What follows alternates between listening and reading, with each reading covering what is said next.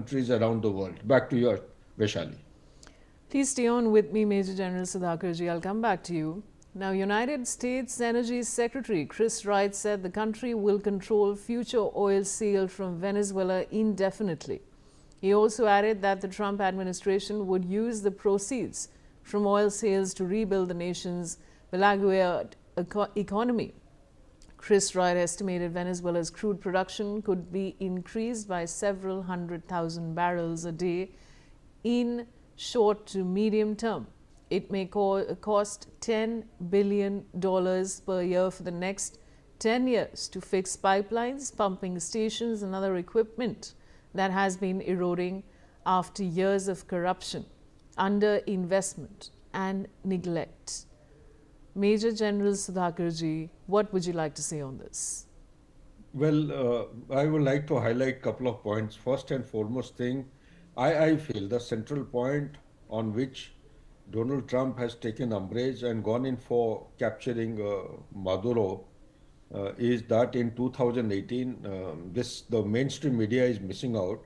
2018, Maduro has gone vocal and had come in open media to articulate a very challenging statement. That challenging statement was whatever oil is being drilled by Venezuela, Venezuela will continue to assert its authority and sovereignty and carry out commercial transactions in non-dollar currency, yuan, yen, euro, etc., etc. So that is a kind of a thing which actually irked and irritated Donald Trump because it is directly threatening the dollar dominance in the world.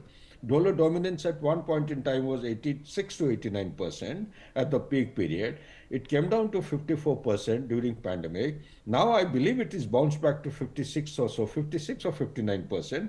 But the domain experts, they say the day dollar dominance goes down as a reserve currency, international reserve currency, below 50%, that day is going to be irreversible milestone as far as America's dominance is concerned as a superpower. So under this, there are many things which have happened, and they have been consistently declining or refusing to give the oil fields to America. And second issue I wish to highlight is that at the moment there is an American oil company which is operating in Venezuela. It's called a Chevron. Now, Chevron is taking out oil, selling it to America, also in a discounted format.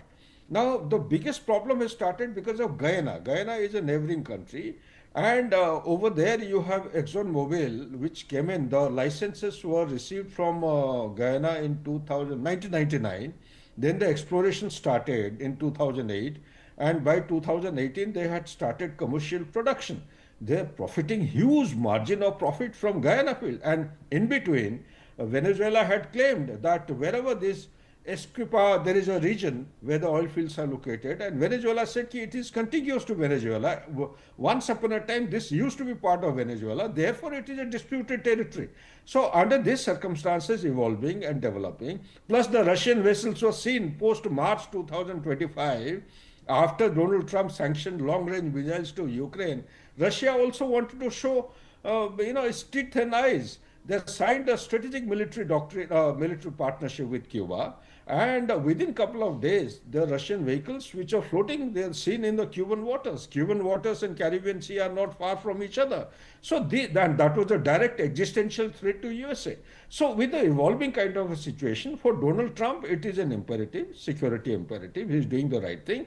But for the world order, I think it is a very turbulent way of handling things. And as far as the Secretary Energy that you were mentioning, well, they have no right to invade into a sovereign country. They have no right to take charge of the natural resources this way, and they cannot claim the ownership of the natural resources of our neighboring country, which is 4,500 kilometers at the shortest distance away. So this is going to set a wrong precedence, and United Nations Security Council, they must come down very heavily and assertively.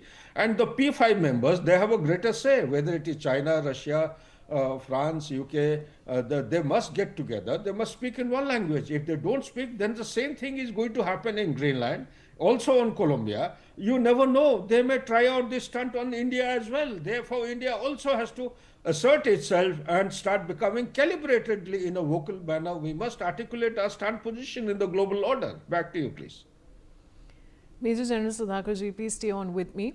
Now, foreign ministers from France, Germany and Poland met in Paris